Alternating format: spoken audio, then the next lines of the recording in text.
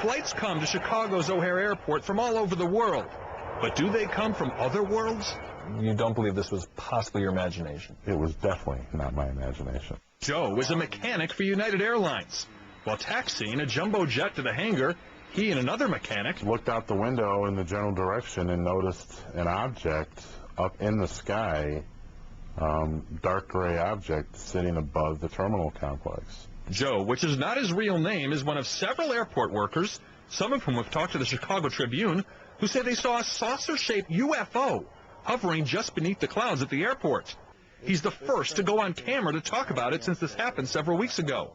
He wants to remain anonymous. But you're sure it was some kind of object that normally would not be above O'Hare Airport? I've been at O'Hare for quite some time, and let's just say that I've never seen an object in my time there that looked like this.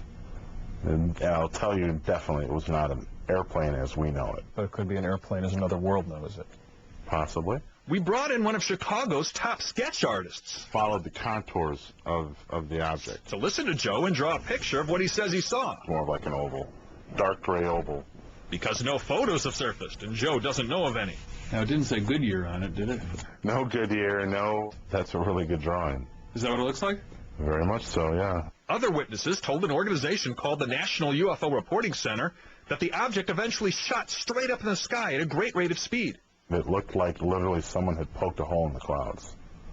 Just a round hole. Joe thinks the disc is either a stealthy military project or a spacecraft from another planet. But I find it very strange or very peculiar that somebody who possesses the technology to travel between star systems would sit over an airport in Chicago. hard to argue that. A spokesperson for United Airlines says, "We are aware of what the employees said they saw, but this is not something United would investigate. Talk to the FAA," says the airline. The TSA and the Chicago Department of Aviation also told us to talk to the FAA. So we did, and an FAA spokesperson told us we too don't have the power to investigate. The FAA adds that radar did not pick up anything out of the ordinary, and the sighting might have been caused by a weather phenomenon.